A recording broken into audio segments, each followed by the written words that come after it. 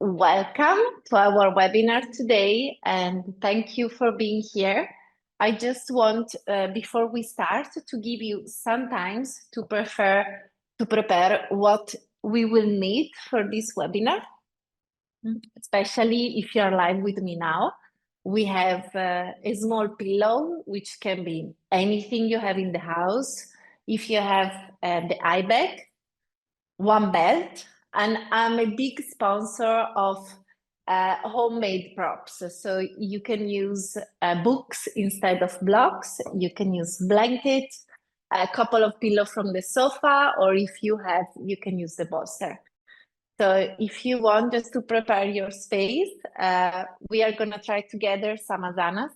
And after the introduction, we will need everything near us. I'm going to come a little bit closer for the first part. And yes, and if you have something warm to cover up yourself during the practice and when we try the pose, this is always nice. I like to suggest to my restorative yoga students and teachers to have something with a natural fiber like wool or something warm and nice and not synthetic. Okay. Perfect. So, as most of you know me, I think I'm a yoga teacher training. I mainly teach the 200 hours teacher training here in Italy, and I'm specialized in restorative yoga and prenatal yoga. Today, we are going to talk about restorative yoga. And because I mentioned the prenatal yoga, I just want you to know that when we teach prenatal yoga, we can use a lot of this philosophy because especially pregnant women, they need to have support for the practice. And I want to talk a little bit about the level of stress and cortisol that nowadays we are facing as a teacher and as a yoga student. So as I was saying on Instagram, what is happening now is that in this part of the world, we are we feel overwhelmed by everything what we think we need to do as a teacher and as a student. So restorative yoga is not only for students, it's especially for teachers that needs to recover, to relax. And because I'm a life coach for teachers, and in the last 4 years, I met a lot of yoga teachers in burnout, I also create another course to help teachers not arrive to the exhausting point. Okay. And I know that it sounds ridiculous, especially if you are at the beginning of your career as a yoga teacher, but trust me, when you start to have your own school or your own studio and you have to answer the phone and you have to answer all the emails and you're creating workshop and everything, unless you have a big team where you can share the responsibility and the task, you will feel overwhelmed eventually. So restorative yoga, it's really a good option for teachers that need to recover and to focus on meditation, pranayama, and deep relaxation. And of course, it's amazing for your student. It's really amazing because while you're teaching restorative yoga, you can really re-educate your students to a deep relaxation. And as you know, we have 5 main points of yoga, of Shivananda yoga. And one of these points is to learn how to relax, how to concentrate, and how to meditate. There is a sentence that I cannot take out of my mind, which is a mind that is always wandering cannot express the light of the soul. Think about that. So sometimes we forget or we lose the point as a teacher and as a practitioner that we first fall in love with yoga because there was this time for ourselves. There was these 15 minutes of final relaxation at the end of the class. And restorative yoga can be integrated with your regular class. So if you learn restorative yoga, doesn't mean you have to teach only restorative yoga. You can have a special workshop, you can have one class a week, and then you can integrate 1, 2 poses at the beginning or at the end of your classes. And this is what I suggest to all teachers, because nowadays people are coming very stressed from their modern life. You can start the practice with one restorative yoga pose, for example, Supta Baddha Konasana, that we will see today. And then you can close with a nice Shavasana with supported, or you can close with a nice bridge pose with support. So this is the real value of restorative yoga. Restorative yoga is coming from Lizzie Lazaster and Judith Lazaster, her mom. I have a big respect for them. They create this method. The mom, Judith, she studied with Iyengar, so she's from States. I want you to understand from where this yoga is coming from. So in the time where power yoga in States was very famous, where all the famous people was doing power yoga or Ashtanga or Vinyasa, they create a system of yoga which was more directed to teach students to relax. Okay, so you have to imagine strong power yoga like Madonna Ashtanga yoga, all these Patami joys, which is beautiful. I love the dynamic practice as well. But they cut out completely the pranayama, the meditation, and the final relaxation. So Judith came out with a system which is amazing and is very similar to Iyengar yoga. That's why we learn how to use props. And the principle of restorative is to relax. So most of the time they ask me, what's the difference between yin and restorative? In yin, the supports help you to stay in a moderate activation. In restorative yoga, you use support to letting go. So basically, all the time we will use a bolster or a blanket or a belt or a block. We will use support to deactivate it, okay? So we want to relax, we want to restore, we want to distress. This is the main point. And I want you to understand some few principles. For example, every students are coming to you. Every student, almost 80% minute, they will suffer from neck tension, back tension, lower back tension. So if you learn how to use supports, you can adapt your practice for them.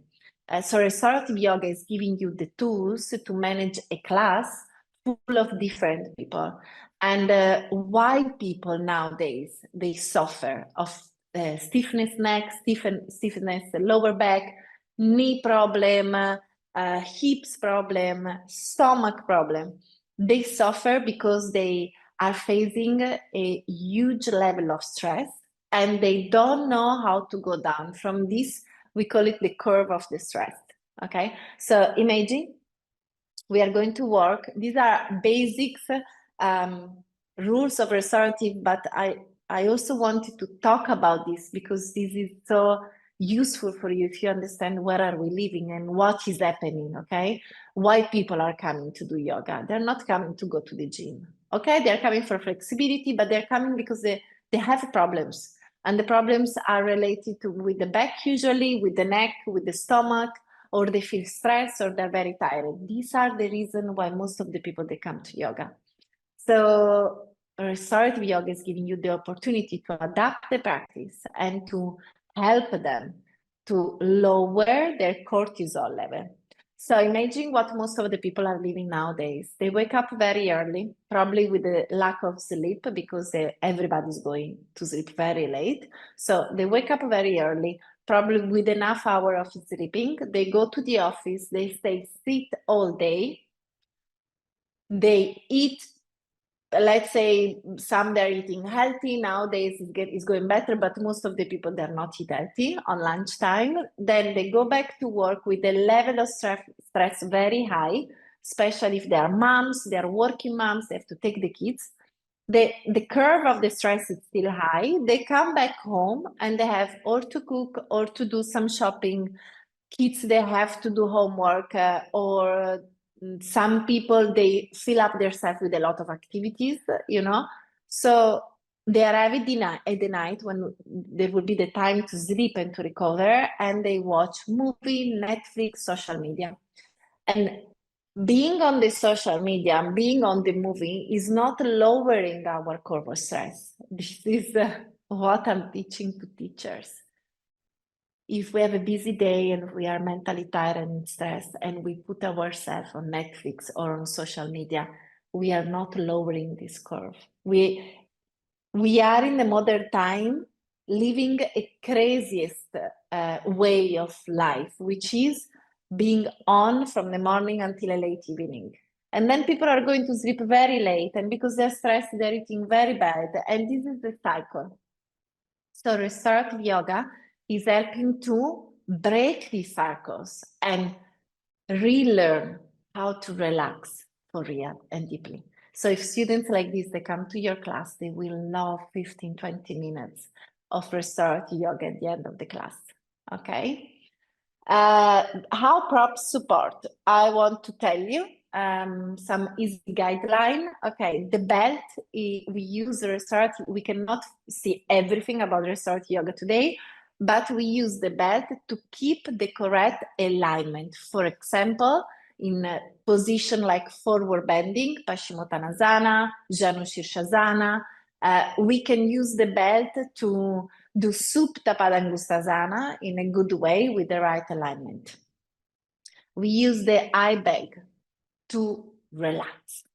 This is amazing when you have overstressed people or hyperactive people. We use it in our school also for kids and teenagers, because with this bag, you put a weight on your eyes and you switch off all these movements which are connected with the brain. So this is very helpful. Then we use the blocks. The blocks, they help you to give a support to the legs for any kind of knee problem, any kind of lower back problems, okay? So restorative yoga, the principle of restorative yoga is to give support. Even in the position that I'm now, if you have some people, and I know you have it if you're teaching, that they're coming to the class and they're like this, they cannot stay like this. They cannot even do Anulom Vilom or any kind of breath work because the diaphragm is intense if the knees are high. These are the principles I'm teaching in restorative yoga anatomy. So what you can give them, it's a small pillow or another block, make their hip a little bit high and give support here. This is the principle, okay, is to give support. And then we have the bolster, which is the best friend of restorative yoga, which is often used for the knees, to give support of the knees. For example, you know that a lot of students, they get operation, they had trauma on the knees. So this is very good, and it's a good support for the spine. Another important support for restorative yoga is the blanket, because the blanket is giving the nice feeling of, when you are in your bed or you're on your sofa. And it can be also a nice support, for example, in restorative yoga, if you don't have bolsters or if sometimes you don't have enough support, what we can do is to create small bolsters, a small support like this. And this can be used as well under the knees, under the shoulders. There are millions ways, okay? My restorative yoga course, it's 70 hours because there is a lot of practice. You have to practice on yourself 20 minutes in one pose to understand what it's about. Because I tell you another number, which is very important. We need at least in this modern time, 10 minutes to relax. So when you ask your student to do Shavasana for 1 or 2 minutes, it will be very difficult. Deeper relaxation starts after 10 minutes. And that's why the restorative yoga pose that we will see today, they have to be kept more than 10 minutes, okay? Today we will do 5 minutes just to understand the principle, but then feel free to do them by yourself and to understand the big power of this practice. And I want to tell you another number. We have more than 700 students now in my school, and all of our teachers, they did restorative yoga with me or restorative yoga online, and yoga nidra. Every student is so happy when a yoga teacher is included in the restorative practice. And when I go on a yoga retreat and I take my students to a yoga retreat, even in India, like now in 1 week I will be in India with my students, I will teach restorative yoga because I know it's going to be hot. I know that we stay together 1 week and the first 2-3 days they're going to be enthusiastic, but then the 5th day they probably are going to be very tired, and we will do some restorative yoga together. Okay, so I hope I give you enough motivation. So now we can start. I'm gonna take this off, but I'm gonna keep it next to me, especially if we are gonna hold the position for 5 minutes. I have my watch, so we keep the time. I want to ask you if you have any question for now. Sometimes, hi, Yuke. Always nice to see you. So I will do one pose at the time, and then we can check together, okay? So the first pose that I want to show you is Salamba Balasana, okay, supported child pose. The benefit to give a support for the child pose is that we release tension from the knees, from the ankles, and from the shoulders. So let's see Salamba Balasana, regular position, and you will see your students as well. Most of them, they will not be able, okay, they will not be able to go in a regular position like this one, okay? It will be very difficult for them. So, for many reasons, stiff knees or operation, stiff ankles, lower back tightness, okay? So what we would do, first of all, then depends. Okay, I want to tell you this. You don't need all the props that I'm going to show you today, okay? But because I'm a restorative yoga teacher trainer, I have to show you how to use all the props. Then, of course, you can decide to use less, okay, or to use more. So, for example, to give support for the knees, what we can do is to place a blanket, folded double, between the hips and the heels. And make sure you have all the rest ready. For example, the bolster in front of you. And for very, very stiff people, you probably saw pictures of me in this. This is one of my favorite variation. Okay, for very, very stiff people, you can always come up. Okay, then we are gonna place 1 or 2 blankets here. This is taking away the tension from the heels. You can try yourself. You can put also the blanket between the heels and the hips. It's really up to you how you're going to do that. And of course, if a person needs more, you can give more. Then, by opening the legs, we are releasing tension from the lower back. Make sure your supports are very near you. And then slowly go to one side and relax. You see, my full weight of the body, it's here, is not here, and is not here. And because we are talking restorative, what we can do is to cover up ourselves from the back. This is very important when you teach restorative. And then you can just relax. You can close your eyes just stay into the pose, and I will guide you through what your students will feel, okay? So first of all, you can feel that your knees are a little bit working, but not too much because your legs are open. You can feel that the arms are relaxed.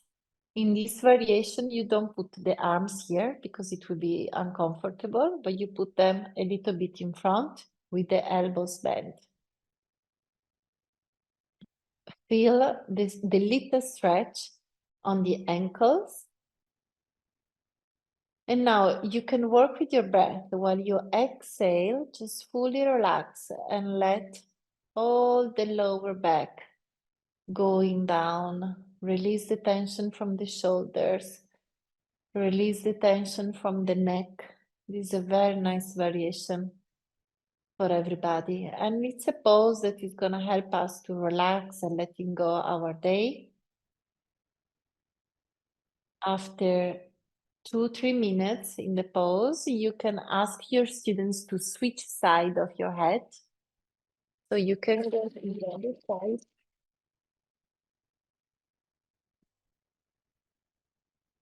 Especially if they have stiff neck. If they go to the other side, they will just feel relaxed.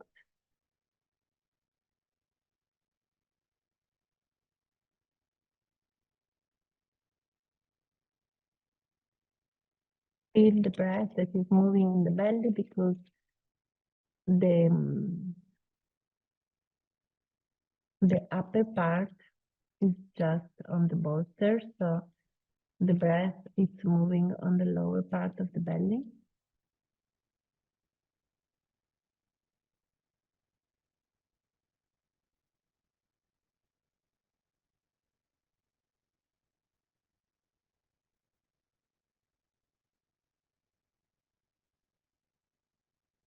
Close your eyes, relax your head, relax your face,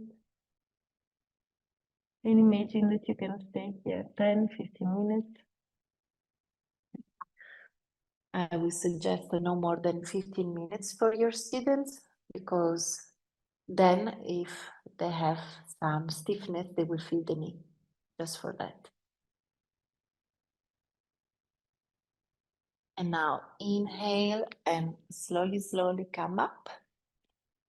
And when you go out from a restorative yoga pose, you always take a moment before to move from one pose to the other one. You just stay. For example, in Vajrasana, you can ask your students to stay with their eyes closed and feel and see the effect of the practice.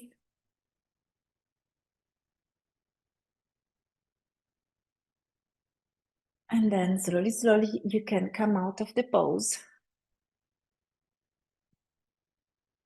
And this is really a nice variation for your regular class. How many times we want to start before the sun salutation, Surya Namaskar, with the child pose. It's really good to empty the mind. It's a pose that every kids are doing when they're tired. I have Noah.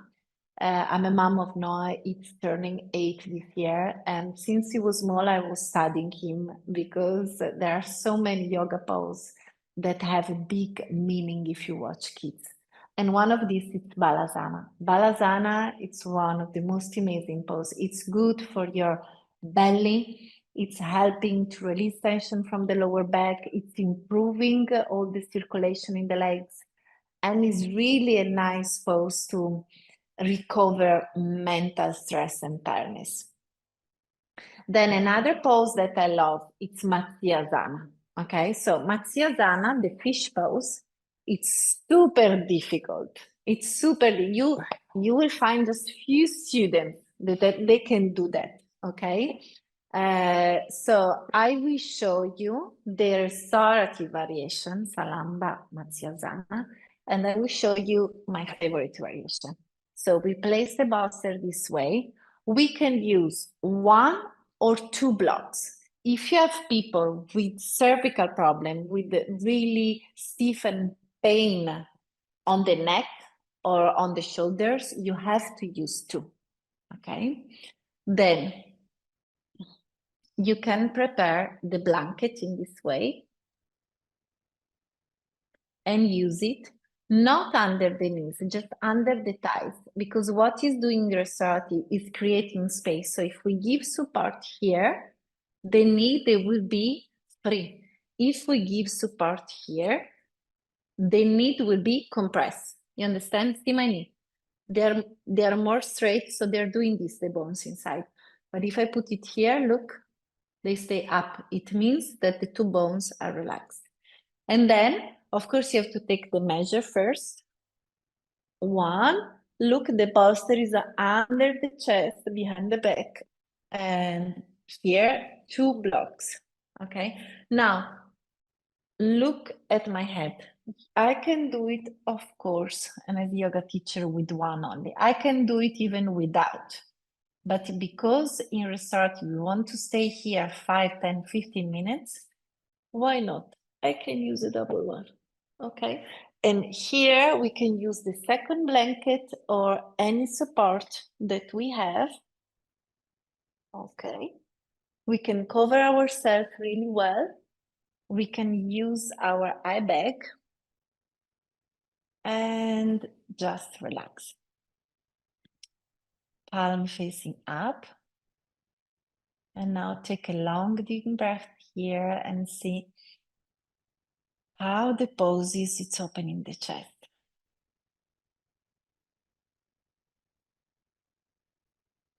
Inhale, long inhalation. Exhale and let it go. Let it go your shoulders even more. Let go your head and see the belly that is following your exhalation. I always invite students to watch the body from the inside. So I will guide this pose by asking them to deepen the inhalation and to deepen the exhalation. So inhale, exhale.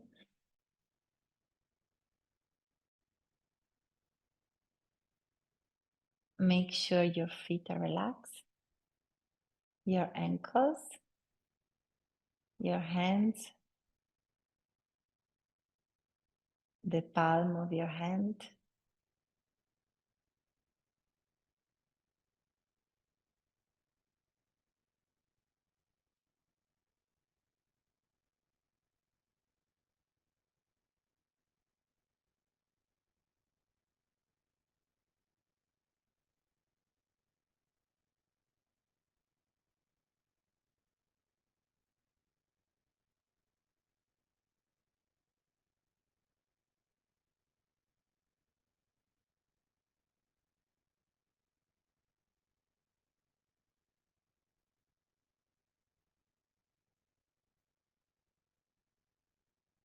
And observe how the breath is moving in this pose. If you know how to practice Matsyasana without props, feel the difference with props. It's really bringing you to a state of openness and calm. And because we are very exposed in this pose, I always suggest to use a blanket or to cover yourself with a nice warm jumper. Of course, you can ask your student to use the socks. And this can be also a nice final relaxation.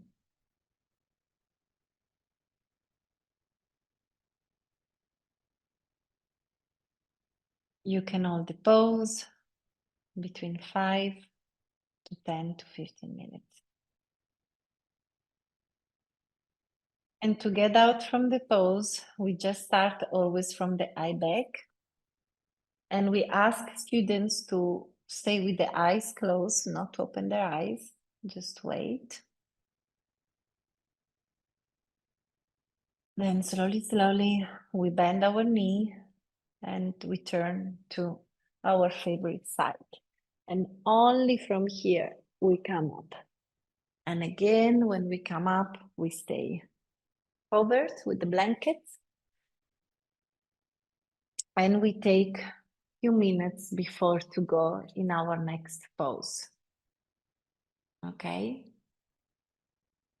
So if you have any question about these two asana, just text me now. We take a small break. I want to see if you have any question, because then we are gonna move to two amazing relaxing pose, which are Supta Baddha Konasana and Shavasana with support. And I want us to experience that. You see, I hope you are trying with me, because even if I'm hosting a webinar, it's just so relaxing talking about restorative yoga. I relax myself as soon as I go into this pose.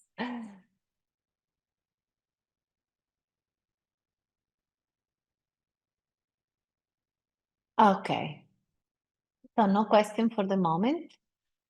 We are gonna move to, what I want to tell you. I want to tell you, before we go in Supta Baddha Konasana and Shavasana, the main benefits of these two poses.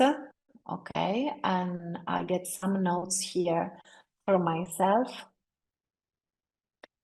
Child pose, I told you. For the fish pose, as you felt into the pose, fish pose, it's working on Ananta chakra, so it's an amazing pose to open the chest. And when we use supports in restorative yoga, this space is to help shoulders to go down, so to open in a very natural way. And Salamba Matsyasana is an amazing pose to correct our posture, because nowadays, especially if we are spending a lot of hours in front of the computer, we are always with our back rounded. And I don't know where are you, but Italy this year it's crazy cold. Like I never saw February like this. So all my students are coming with really stiff neck. And because we give a support also under the legs, we are experiment a nice hip relaxation and a hip, hip relaxation and a pelvic relaxation. Of course, this pose can be done also with the legs on a butterfly pose, but we will need more props. So what I will do fish pose, Salamba, Matsyasana, to work on the chest opening, on the heart chakra, on the lungs, and on shoulders opening. And then I will use Supta Baddha Konasana for another reason, to opening the hips and working on the pelvic floor to release tension on this area. So for Supta Baddha Konasana, you might need more props. But for example, you can use an extra pillow just to incline the bolster. The bolster can be flat on the floor, but if you have students with a back pain, it will be impossible for them to do it lying on the floor. Then we can create a nice pillow for the head. This is very nice. Make sure you can fold well your blanket. Okay. Then we can turn here. Just make yourself comfortable and cover yourself. We're gonna stay here 5 minutes for sure. We can use the blocks. And the blocks, they have to be high in restorative yoga. Take your eye bag here. And while we are in the pose, I will tell you the benefits. Okay. I love to close my personal practice with this pose.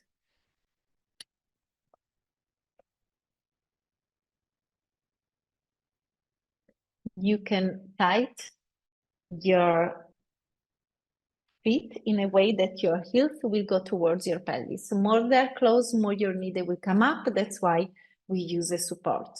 Okay. You can use one blanket.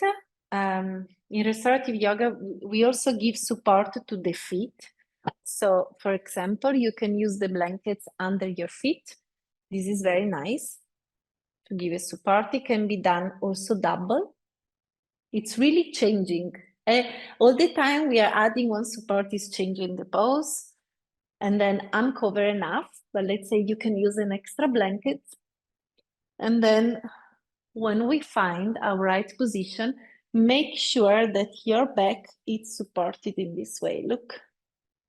Okay. So you have your blanket ready, and then you can fold it and create a nice support, which is starting, look at me, very low. It's not only under the head, I feel it that is supporting my shoulders almost. Try yourself, and you will see that the more you go down with the blankets, better it is. Then we can take our eye bag.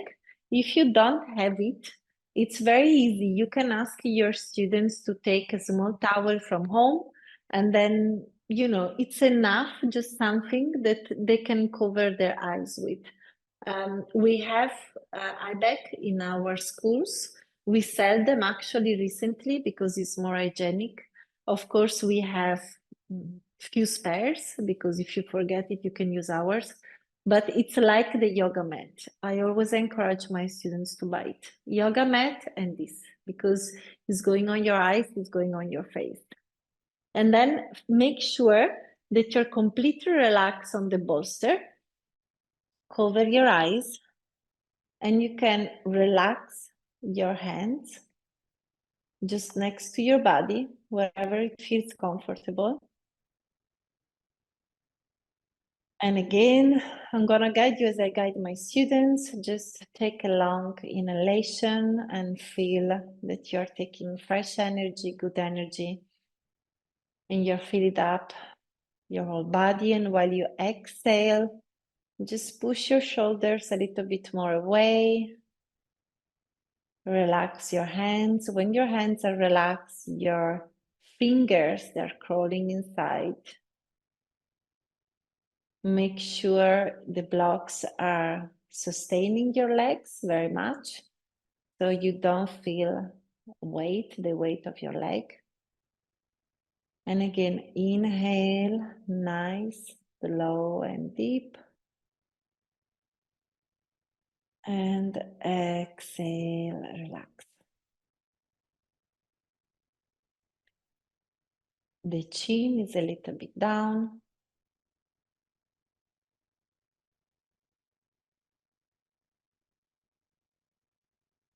And observe how the position is helping you to relax your hips.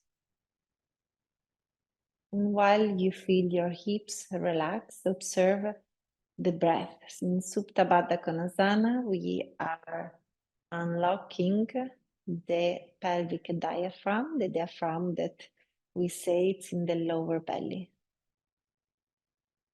And for the next 2 minutes, just observe your body in this beautiful position, and observe what the position is giving you, where it's leading you.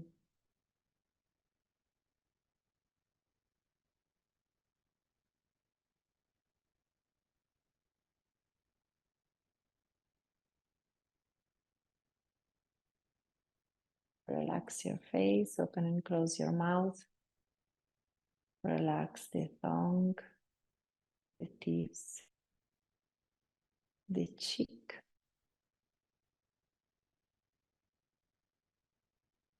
Relax all the muscles of your face, your neck, your head.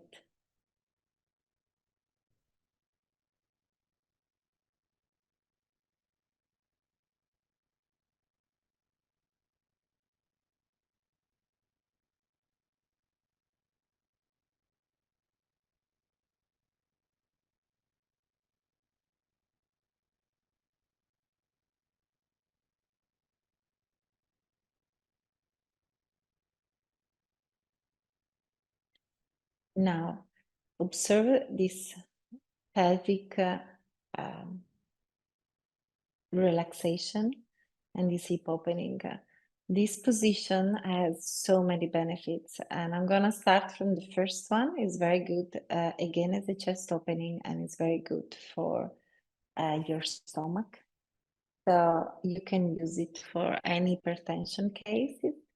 Then it's very good to relax the diaphragm. to rebalance all the intensities and bowels movement. For example, if people are suffering from irritated bowel syndrome, which is obviously caused by stress, or if they have any imbalance in the hormonal system, like ovaries, painful period. So this is an amazing pose. Basically, we are creating space on the pelvic area, and we are helping our body to give more oxygen supplies here. And the principle of this pose, like every yoga pose, is that we create space and more oxygen is coming, more blood, more fluid, and oxygen is life. So this is what we are doing. And for the legs, is just with the blocks, we are helping people that are suffering from stiffness, or there are a lot of women that they feel hard legs, they suffer from cramps because they are intense. And this is helping to soften all the muscles. To get out from the pose, first we take away the eye bag, and then slowly we release one feet at a time. So we never come up straight away. We relax the legs, we straighten them. Feel the breath, it's changing already. Even with this tree position, we are not holding the correct restorative time, but already something is changing. And then we turn from one side and slowly we come up. Okay, I see some questions. I'm gonna come and see what is there for me.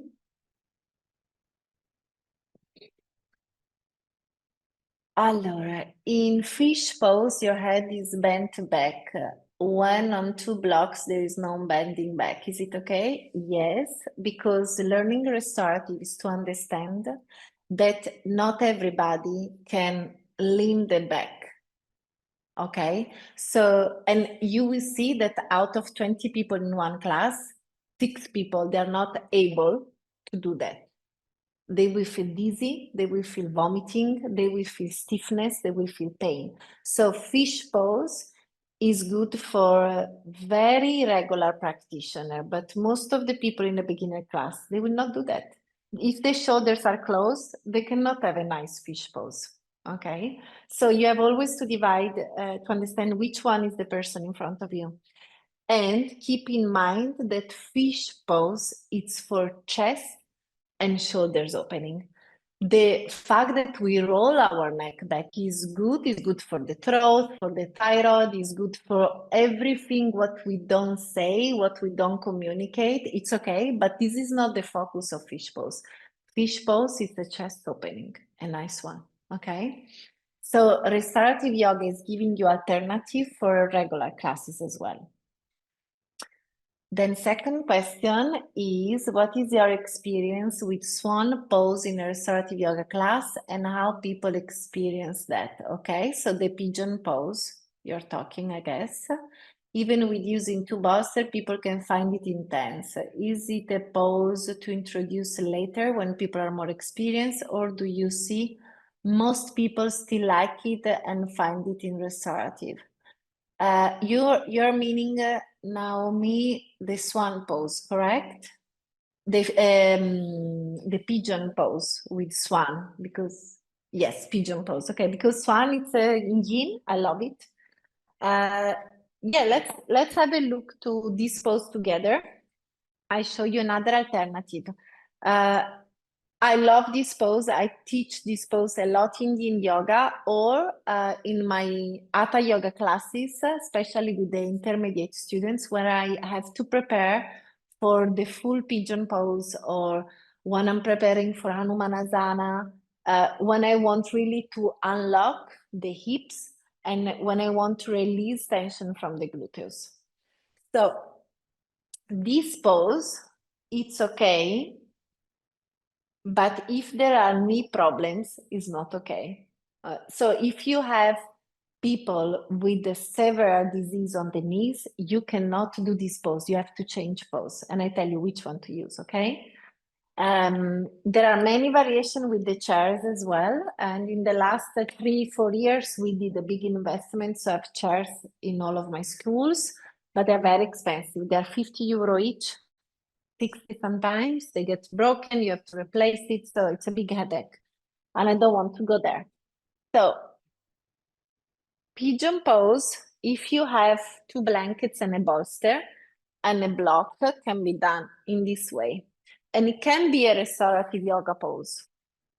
So you can place 1 blanket. I'm going to show it to you in this side, which is easier. Just checking with the camera. Okay. So if you have 1 blanket, you can give an extra support here. For example, for the right height. Then you walk with your knee down and make sure that your knee is down, okay? Because most of the people, they do it wrong and they stay up. Knee is down and this angle, it's closed. It's not like a strong Hatha yoga. This angle is closed. Then you see, the blanket is giving me an extra support so I can place my right side here and I can put my hips on a line. Then the block is very useful for the head. And if you have people that they cannot go down easily, you can place a block even higher.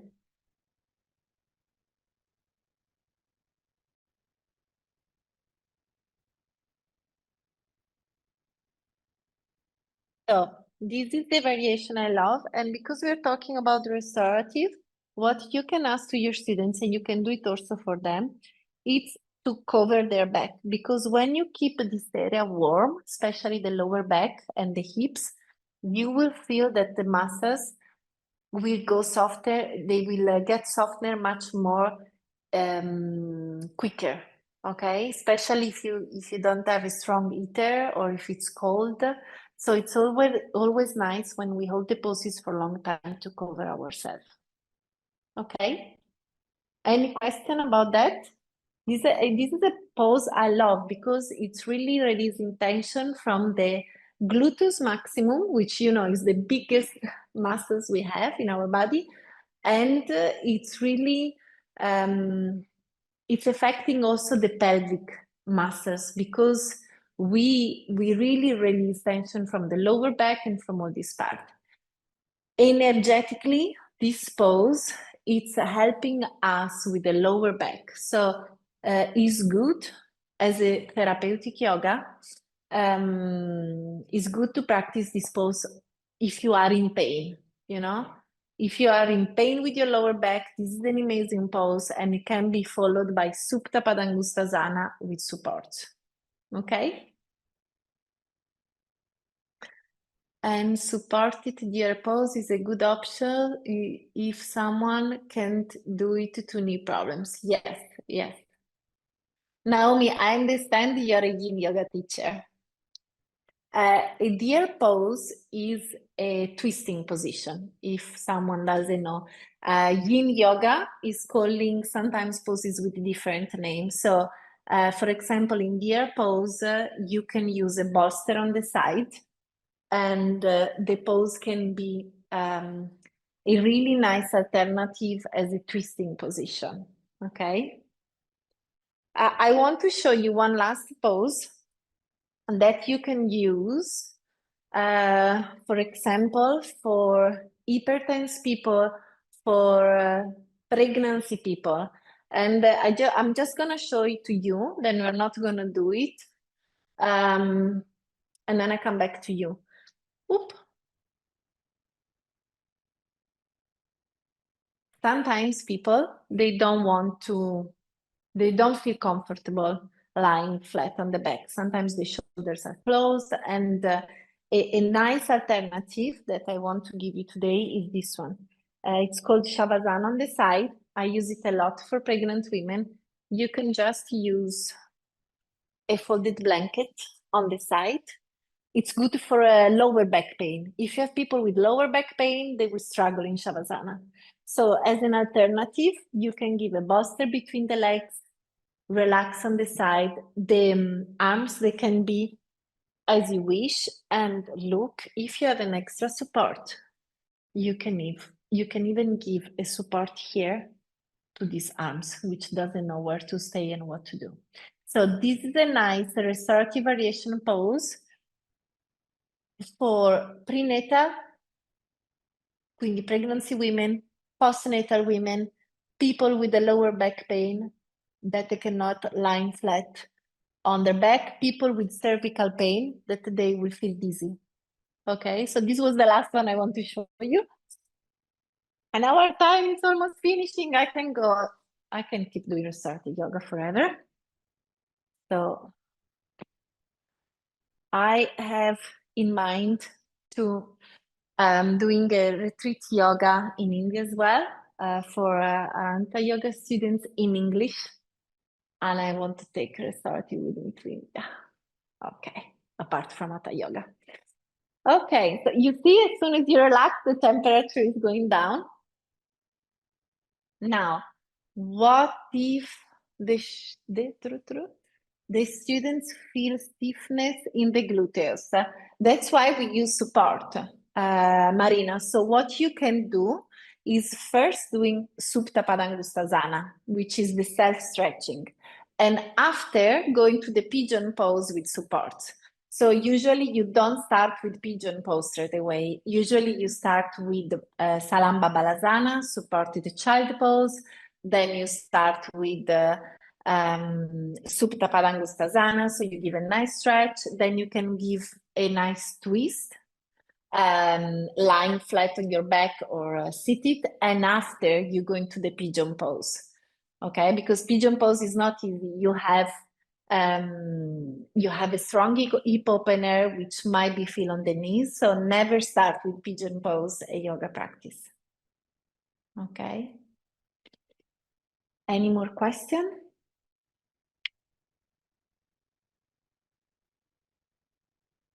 Yeah, if you have students that are not, I have students that are not able to forward bend in this pose, don't make them.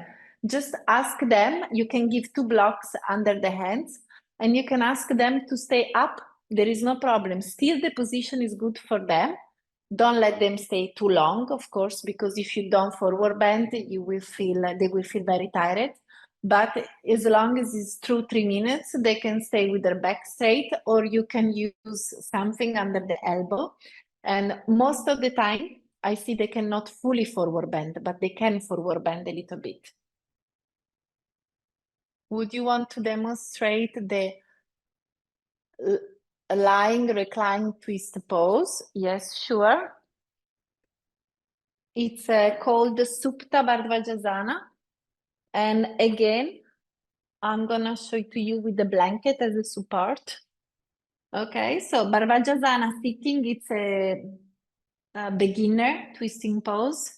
Supta Bardhvajasana, you just ask your students to hold their knees and you see you give a nice stretch here and then you take a support if you know they have stiffness and you ask them to turn their head on the side and then slowly they can bring the knee on the support. Okay, my right shoulder it's down, but the right shoulders of your students it will stay up for sure. Okay, same things from the other side. I show you this way. You see I'm turning, my shoulder is down, but the shoulder of your students will probably be here. Okay, and that's no problem. You can give an extra blanket here. And this is really good twist you can give if you have students with very stiff back or also with the hernia. Okay, because what we are doing here, we are lengthening the spine and we are stretching the gluteus and the lower back. I use this in all my classes, basically, especially when we finish the class or if I do, I have one advanced class after so many years, Saturday morning, and sometimes we do a lot of pigeons and Hanumanasana, these poses that are very that are very intermediate. And I know that eventually you go a little bit on your lower back. So before we go into Shavasana, I give a nice twist like this one. And this twist can be also with the legs straight. You know, you can just bring your legs here, strengthening them, and then come back, and etc. It would be nice to have a feedback from you. So if you want to write 2 words on Instagram or Facebook or whatever, it's always nice to have your feedback. And keep in touch. I will be in India for 1 month. So my next webinar will be in April. Okay.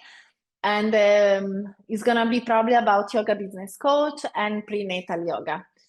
So if you have any question for me, just reach out to me on Instagram or on my mail. I think you know where to find me. I wish you a beautiful day, a beautiful weekend. And if you want to see how it looks, the India trip with me, just follow me on Instagram. And I will post some stories and you will see what amazing is going to be there. I did study there with Arhanta. It was unbelievable. And I'm going to take a big group of my students this year there for 1 week. We will practice everything together from restorative to yin to hatha yoga. So if you want to know how it goes, just follow me. Thank you for your trust. Have a beautiful day. Have beautiful classes. Ciao a tutti.